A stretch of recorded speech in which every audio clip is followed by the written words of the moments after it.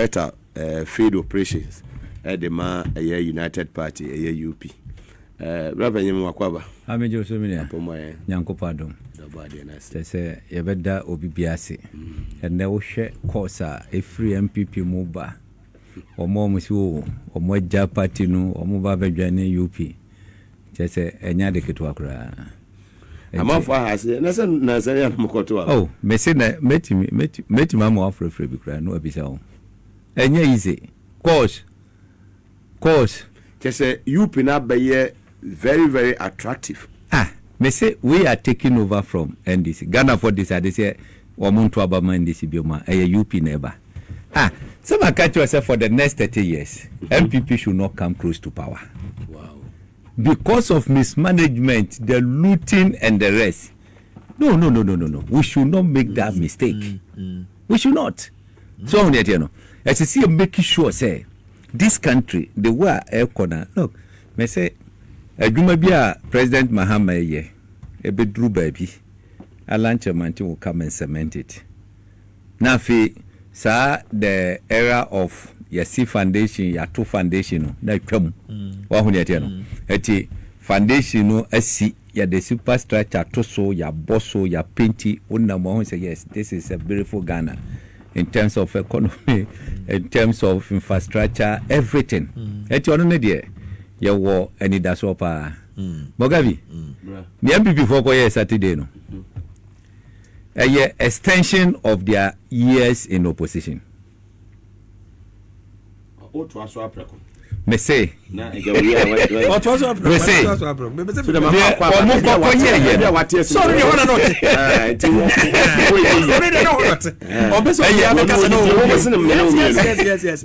extension of their years in opposition. Bawumia Agyapong. Omo yi Bawumia no. Omo a extended in fidudu a omo bedi e wo opposition. Na je Bawumia no ma. Mogabi, make our ha say NPP ombe lose how many elections? Okay.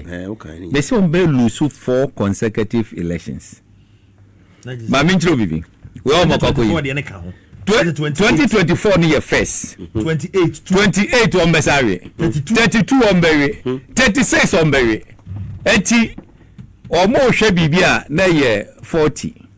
2040. Do you know why? They say a dubahi or bar first one. Ano kotransi. Ana je Akufo by oko 2. Ana just say owiye okoye Akufo Addo by oko 3. Argument omu ye no. It is say Bawumia be Akufo Addo tra je Akufo de no. Akufo tra adubu ahende no. Eti Bawumia ebetra obetra Akufo Addo de no. Eti we omuko yom si oh na say Akufo Addo kwa 3 yemfa no nko third one. No masanda ba 32. No asare. Yes oh say Akufo Addo kwa 3 no ye nti we de last one 36. Afedi omoni so beti omo wan na bedru baby na nkasa kra no ska omo de be campaign omo nya eti na make cho say so moska UP they have the money oh there na so omo moska ye wo kroma omo kwa buche so mama Bogabi omo moska na ti amanfusu o omo ka 2024 make asembi me say sikane de omo nya omo gusu enya Nemum asumjo mu de be disika no okrom ha no ye nyina obi a wotai monitor meta kasa semwe enye na bai nkofo bi wa sika no gu ho eso omu ye da kodi omu kwotena hi chese won timi kwotena kwan ho kra se me kwakoto cash fish kra we what are you wosro oh sika an wo she ho dem shishie wo monya sika na no na ko bi anya sika na the prison. What that detention? Yeah, can you say business? I see for Asante. Matter you go Asante you know. But this is not Yakunya. Yes, I did. And ransom Baba me knows my Zaka who never know. So that you know. Enti media they make Kenya say MPP a strategic Ngaudim the best person as of Nganya Bawumia. Because look, 2028, there is no way MPP ever win elections. 2028. No. Mami chawade. Akufo Addo lose 2008 no. E shigana fo bebre ba. Sa obeka ya. E shigana fo 2012. Wanti me anwene. Eti ono ana Ghana for crass papa lose dia ya ni ade no. Look, those days ye kasi ye demonstration. Uti ho na bank manager Biafra. Wase bra. No basic money ko support. Uti ho na business person Biafra. Money ko support. And then nobody is going to do that. Nobody. Because ye had the opportunity no. You go amuma no. Business people anan komu ye adwuma de sika support to NPP no. NPP be go no. Bibi mobi e maybe am kan asem me ye sure pra asem aka wan hada bibi pa bia no ye owo koko sector Kwabena Agyapong general secretary or come one dey catch me or sponsor no ba ho bia 200,000 no dey man don bodu wo madiska ye to abani we crimes na me contest national organizer ye to abani we crimes am issue no me kokuma si bia na me friend na was bra office me kwa one ba misika kra 20,000 the ada wo ma misika ye list 10,000. Wow. This is the man who sponsor 8 constituencies in Western region. You with him 7. Wow. NPP win elections. The juma na wo ye no. Koko do mu pedinfo na ya appoint wo mu say wo mu kokoko board no. Wo mu je papa na juma wo man ka say ye. Oh. Aba papa na bofom. Oh. NPP headquarters around. There is a ye na choba oye fufu eya na ho na eta kokodi fufu oh asalam down tama anu manam zi don ko obi oh ewo mu anu mato afa oba ko na ye madam Ghana die one day me kodi die na me pia MD na be Hopeson ene di wa ma 50 and 20 ni bia dia meda kom oh Mugabe oh he obia chese what me sponsor party oh it's not a wa misa 100 200 500 do wase ma money 50 cedis obeda kom hey can be wicked to your own people abo from sa beti misa tum botum scan na ehye ona me mo ani say na me ehye ni nsam me say me suya kokodru fie ebo me wife amane yeah at this man do you think say obeto abama MPP no do you think say he will ever tell someone say kwana kwato abama MPP beyedin hey moga me miti hey me do biao but across the country I have lovers, people who ask my direction. If you are go to a bakery, make MPP for no more frame me direction or moon coding the Kaika, it will shock you. Let's see, ye kase or mo bet no position, cha ye dim near yeka. And maybe an American, JJ Lawrence, fantastic politician. Who be a new prom has say, a yes, smart politician than JJ Lawrence. I am saying this without any idea. Okay. Was steady system no and was she share the political architecture to Homa NDC winning certain people to the side of NDC was in Kayani Yankoche from 1992 apart from is it 2004 and Mumuni Baye running meeting right Mumuni Baye running meeting 2004 good. From 1992, maybe NDC Christian. 2004, my Matamidu was in 2000. 2000, yeah. Matamidu, the son was a Christian. What you say? What you say? JJ who say the Christians are the majority. And in your year, you say, we're making sure that we're winning the Muslim community to the side. And you are Christian vote, you know. Eti Muslims need NDC folk to omo da. Eti oba ye no wonu eni aka Lawrence here Catholic, I can also say Catholic or Anglican, Christian for me, no. I know about Atamus, Christian. Atamus by no befa John Mahama, Christian. John Mahama by no befa Amisata, Christian. I know befa Jane Hannah, Christian. Let's see all the time, no, or Munda vote, no. So, yet, you know. 2020, no, now win it. Now, will be a yes, say, what change your Mahama 1 million vote. And yet, I am so new, see. No, that you know. So, you see. 137. 2024. I catch up with say, Bakumase, Yabahono, our presence there alone. At dismantle of Bubibia. Okay. Now, boys are not going, most of them, I am boys. And you are planning a baby on Kokoya Jumanina, you kitted that.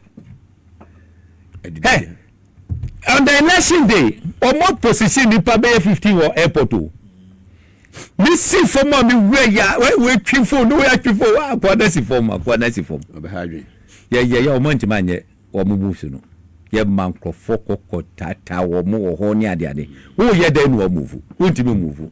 And I can go move. Say, Masan, what you have to just say elections are won at the polling station. At the polling station. And you know, what you mean, Bibia and Famco late Malik and the Bayo. Yeah, share voter na NPP Yana Shantri Jim Boom Boom Nina, name Tragum. Quada so and Tragum. I did Babachan, yet check ballot papers, you know. The various candidates, Moncoche. Yeah, what boy said, you almost share them, no more yet on print. Now come home. Was he? That's how we are meeting. Who so say now come home? The piano. Piano. So, Netiano. 80. Yet 13 a year no. One who voted by Messi 2028, the same thing. One Tessa, Bantuma, boom, a Hifa, boom, one tibium, the Messiah's out one tibium. Eh? Now this time, no operations no be so you say, look, United Party for no says you know, oh, you're nice one, Casa. Field operation. We'll be sorry, who opposition party or attack the young opposition party. Let me make this clear. UP, ye ne NPP, ye te say parallel lines. Mwamu ye mathematics no. Ye say parallel lines do not meet. Anamiwa. Okay.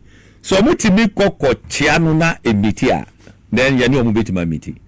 Na so long as say parallel lines emiti ni die. Emitida.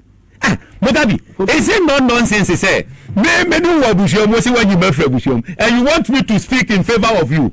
Are you crazy? Are you crazy? So, Netiano, you PD, yeah, say, yeah, Baba, responsible opposition. Responsible opposition means that you help the government to build the nation.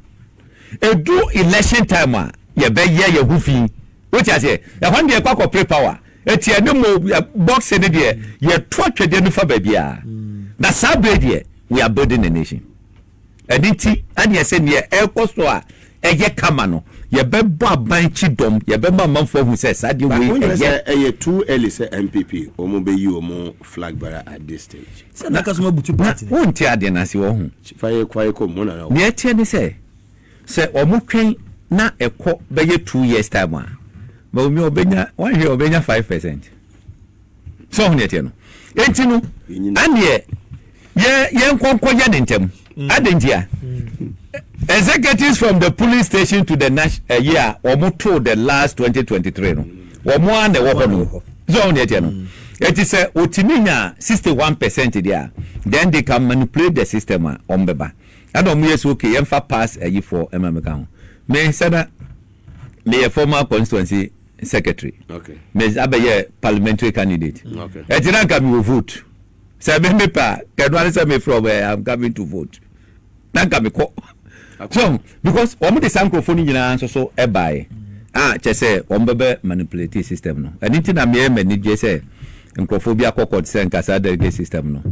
yentwam so ho nete no it is hard no ho the moment omo agree say be top bottom approach ni pe straight omo wia abana de ama Bawumia just like that sadina eba so no ho ana kire say straight because some kokoye from the bottom to top and the police station for the bebre ebekofie constituency for the bebre ebekofie region for the bekofie national grad one here ngaba ko granga oh yeah no one beka JFK ni JFK wa bo politics musim bibia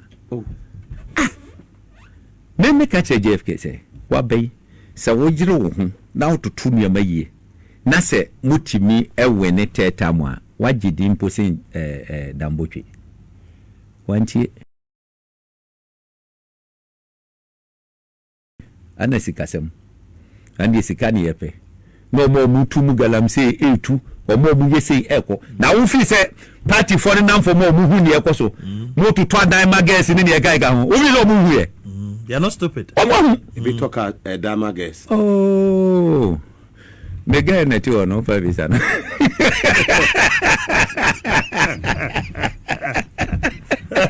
Lunya samna kotu abo. So munetem. Sanwa mani na ekoso a ebeye den anu watimi ayayi. Anu obakwa yes ade we. Now the plan is say moyi na wie no. Just obi bia wo support to Kennedy Agyapong bia na wo position bia hu say wo free. Won be pio mu nyina to nchen. Market ye ba betra ha kan ho asem. Sticker say on be yi no de hwe. Wo mo busy am kokko didi eyi achi. Awurade o mbenya strong ayi.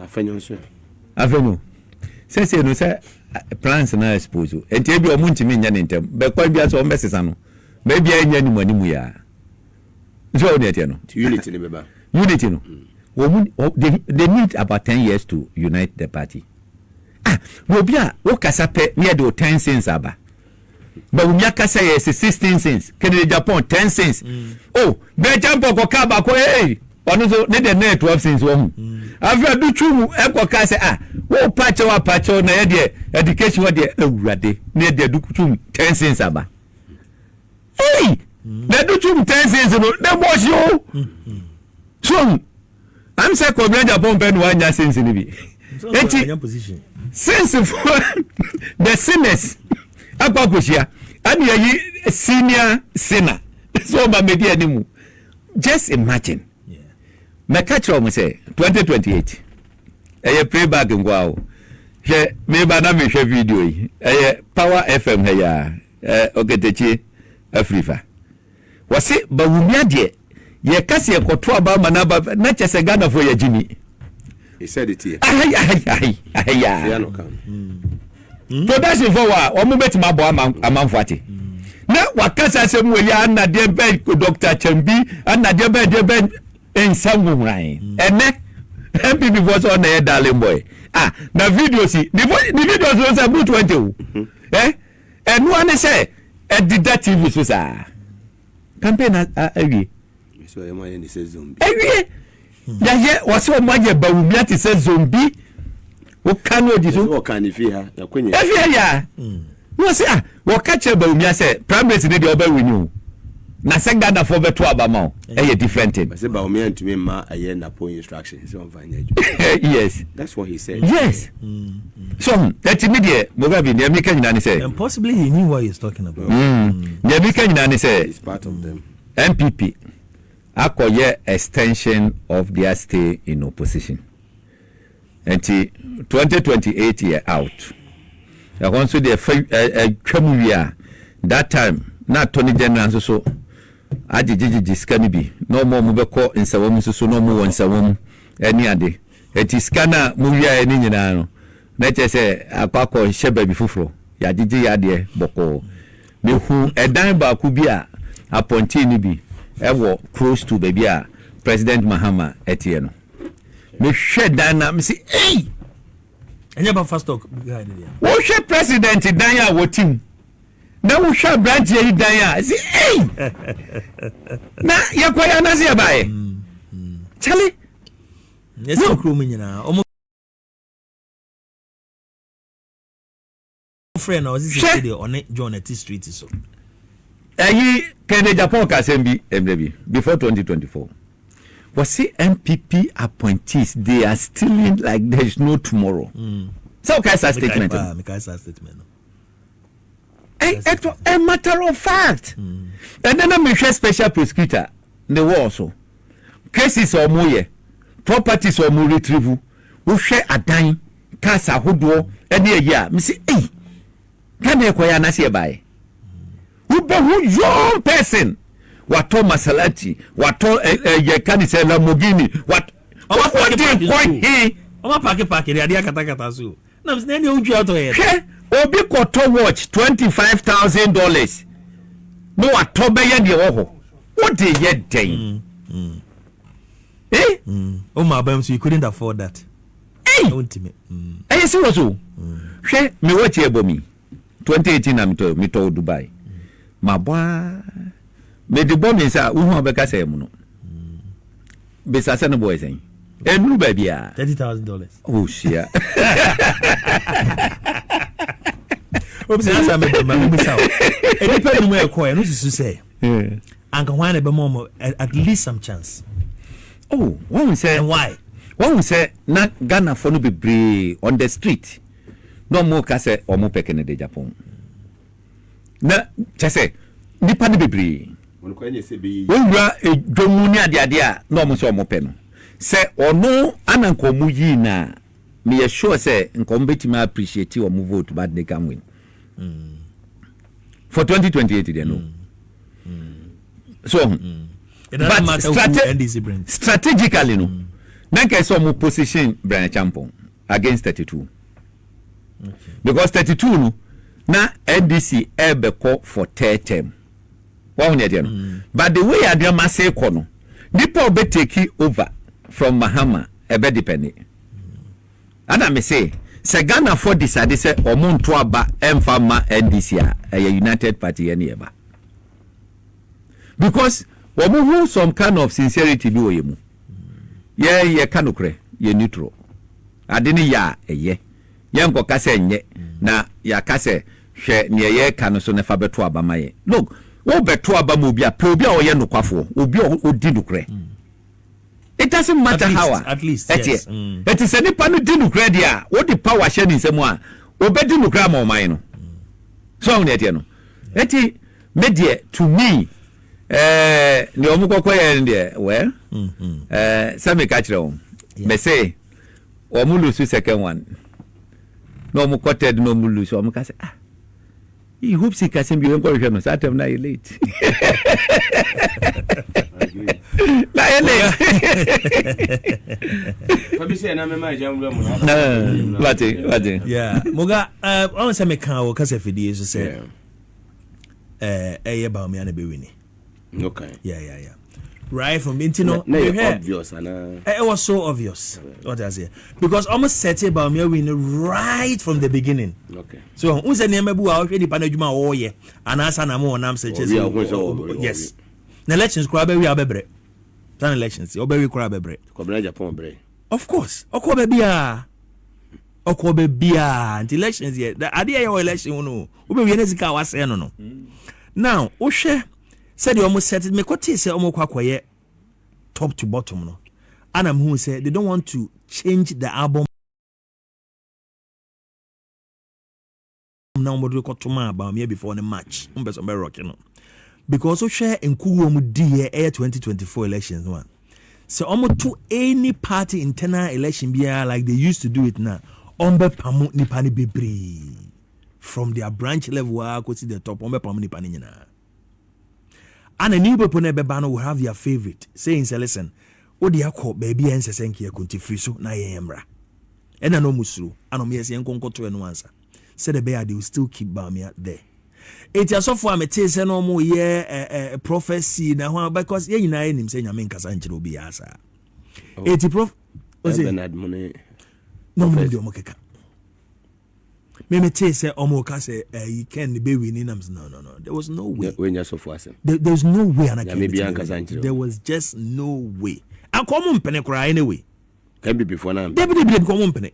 Because the executives in could skew the whole thing towards an angle. Omo de ma Bawumia. Na me got you bro no bi so. so mo ka say oh daachi ana Ghana fo be hu Bawumia nyuma pa woye na 2016 emra Ghana fo reject NDC no NDC kokoti na fiansa ana Ghana fo hu se mampani John Dramani Mahama say na onye boni biasa. We knew it. No be him. The media took a high grounds. Very, very immoral high grounds. Ana omode de omo ye nyina ebi mo betina TV so pa acha so. Ye ne tena ase ne concocted story by say wadan wo Dubai no ase say o man sika no waye say. Me nyumo ye nyina ofra konyo so ansa na manfo ni nyumo ye nyina. Ba me afra konyo so 1 year. Enyuma be no ye. In fact, on the contrary, on amokra pacha. Say boni bi odi bia mo fanche no. The question now is, one chira man for no kra ekwan a obefa so no correct ni boni anase se boni odi a or patch so mo fanche no wasakra kra twene wo afiri ho a won kan odasu diatro kro no a week before kwakoto abakora nipa ne contest be kan so he kontomponi ano maso no omaso na mini na omalusu no sane manya na so no kra na oka de obi anim no oka de a onye ne kofo oni ne bo hye so trofo. So na se party no unse omafa Bawumia ne gang ni nyina no omafa party no se de omo be ni omo ba be lusu ni pa omo ni omo side nyina yesafo no omo be lusu omo nyina sika se onyina yi because the constituency kra no omo anto ama ne candidate Ken Agyapong we nyina di dance say the constituency for no kra suru so me kwa akoto ama Ken Agyapong because omo ni so mto ma Ken Agyapong enko ba bia anything on MP grad direction or man form MP direction MP ma omo no na edi dance say sa album na no mbe kipu dia kodia na cheso no sika no kra ni tikeka and they will make sure so bibia so num say de bia on be man. You know these people so Mugabe unimum ya kra yen kom ho kra no ka no kra chiro ma no mo tata o yo yi ke so hu de omo ye de beyond immigration be ni paso de beyond immigration be ni paso jomo na nebre migration for the back catch say yes your paper you can kwana na fear to na fear paper che botoma ye de na medicine because you say we money sure on the immigration baba also my phone is mo microphone free immigration for no kraka mo say mo microphone free ya free immigration mama adam akofa alaji abas ya ba studio abet na studio ye de alaji abas so ba ye be phone line so fred what alaji abas aka bibi na won ti ase a challenge ya from radio so kran so amomba wasina meka hobi alaji abas no ze ta abani ru ya musumu ne bedo alaji abas so no kwa ni manam anyway alaji abas kasa na omo frɛ eye asabi asamo abo aten wo Ghana aka che se o se satama was it 82 mo na wo makoye student politics wo makoye bibi e wo Sekii University as Legon ene ne omo pe asamo abo aten ene ma ezima so kofijima omo nipa 2 bi ne omo chesi omo en wono na do o said nipa 2 no is it Atta Kennedy and Atta Kennedy and we do omo share ne pijo to se no run transportation omo Cote d'Ivoire ti omo ka asem na omo say alaja bas na be studio ha mo say o person contribute to the show one wa free otie radio focus on Ghana wa bra ono ye deputy information minister o of you be rational man was say alaja bas bi aba bet na was say wonemi na wan aba no say mo say Mugabe bi la no tum ma no bi la tum ma was say alaji be ni ono say alaji abas ni alaji abas ben also transport alaji abas satam so no say wo bi oni nkrata no wura UK no oba alaji abas ni di correct be man nkrata fedie asabi be gina la no so I say as alaji say asabi ka say me na me de wo share me car boot woni Atta Kennedy a me de mo across border a mutumi dwane ba be share eye amonani was na me ka alaji abas for bi no mo I mean before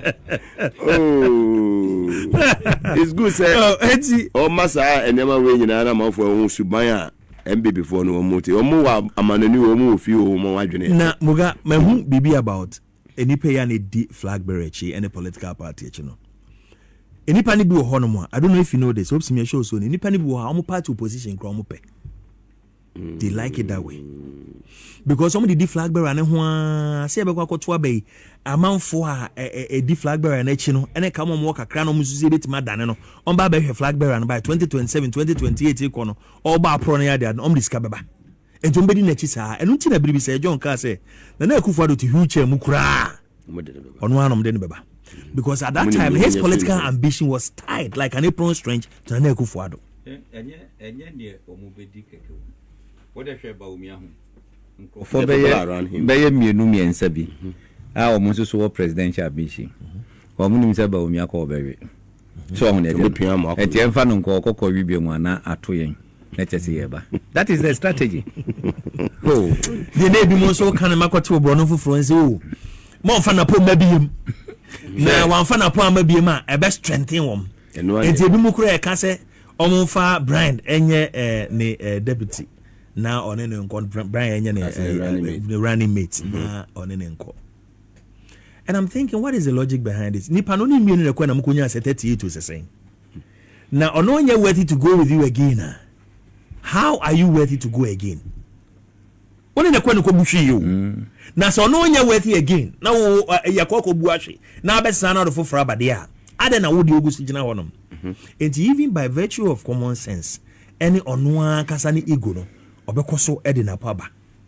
NDC for between home. You see, government lose power. Opposition don't win it. Often than not. The memory kunyina scandal bie ma agana for akuma atom yem na oboba young rose bo obobo cement bo agana for akuma atom yem arrogance bie nim na $90 no and 90 some of us at first possible. Of course Japan and Korea.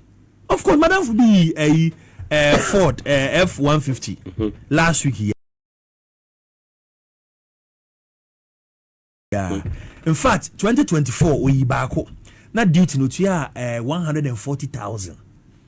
1.4. Yes, 1.4 billion OCD. Muka last week we back 89.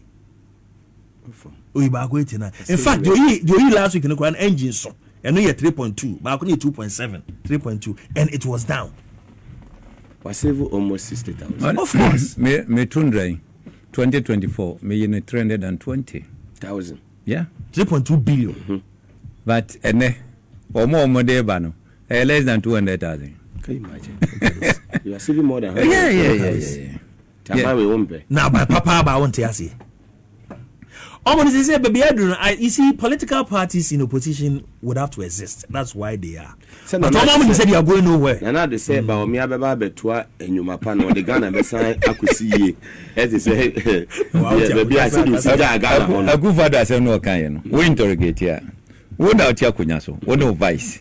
I didn't say, I didn't aye.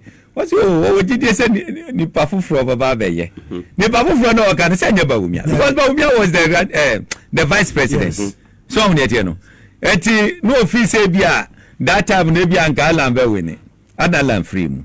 But John Mahama bayi. Mumbisa President Akufo Addo say wonwa wote ho a eya na ne timu ye ne sen. Said wo hunu ya mafa.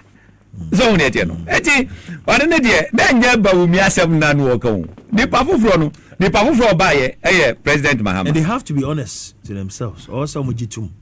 Say, you see, Omani Ejichiro. So, a quaint be a quabe fight Omani be yin. It doesn't matter who becomes president. At some point, you know, Ghana of where to baby and found the Babe president. So long as he be, you know, and only happy. Medenya name want Tommy. Medenya Napo Modin ye. Medenya name twadi and yet. Medenya name kuya. That's what I want to be on the end. This you must have give me a good board. Shejuma me your honor. You see, I'm so shocked. That means you say you go and bet my baby boy and say that. At the point you have to go past. You have to go past. As when they've tried every means possible. Left, right, center. And kunkusiaga. Enti moga de omakwa ko ine de Bawumia de ye hu ne pen. Ana me kran ko me Kennedy anka be ha me kakra because Kennedy will turn around will say oh me kasa na enye nanso no adwuma no de menye bi da na me na mabie bi enwuma me na maye sei me mabu na sei na wakofo mu nyina ana Kennedy kan say no Agyapong no ono no bibi abeka afa no bia no obeka bi akyerɛw bibi abetu because we obetu bi abrew you know, and it's very very very important say omakwako Bawumia na still ye de niam egu nsani ani me sure some adwom say o ebeba ne say NDC e de enipa foforo ne beba enti omo de omo dikan aton eye Bawumia deda. The question is what ton the same. Do you understand? So what ton now ton say bouncing goose ah. You go feni pa foforo kura. No Ghana photo. E no ni asem no ton the same. So ni mun fear dia ton Bawumia. Yes. 16 years. 16 good years. So that Ghana photo. Anya 4 years asemu. 16 years. Because running mate ne candidate no money e ton mo. 16 good years. Ejuma koso. And if fuel prices. And if fuel prices. Should be inflation in in GDP. Be here the dance. Dollars to cedi no be there. O share more communicators crowd social media hold on enra me share ba go Facebook so say Musa Dankwa e dey post ba ko ba betum Musa Dankwa say enipa o mayi omuti anase ye keka form ho se o mo ba na ebikwa na ebimba ana obo regular zebra din ana obo asidu nkete din obo Ato Forson din ana me so obo erikopoku nzu din ene ha na dusu o so omu nyina omu bia obebe bia no Bawumia ntimi ntwa no send the din obo ye omu bia. So even if NDC decides, listen, ye nto ababia asidu nkete anko ye nto ababia Julius zebra anko omu ntimi ntwa no and this best retain Musa Dankwa. Yes. Who said ne Bawumia for no praise Musa Dankwa. Sabem. Eba but the authentic proof 2028 Musa Dankwa tiasi o. Well, we bad over command. After some of can so NDC is enjoying the goodwill. It's only 1 year. The question is more 1 year more about 2017. 1 year, but no more enjoy goodwill.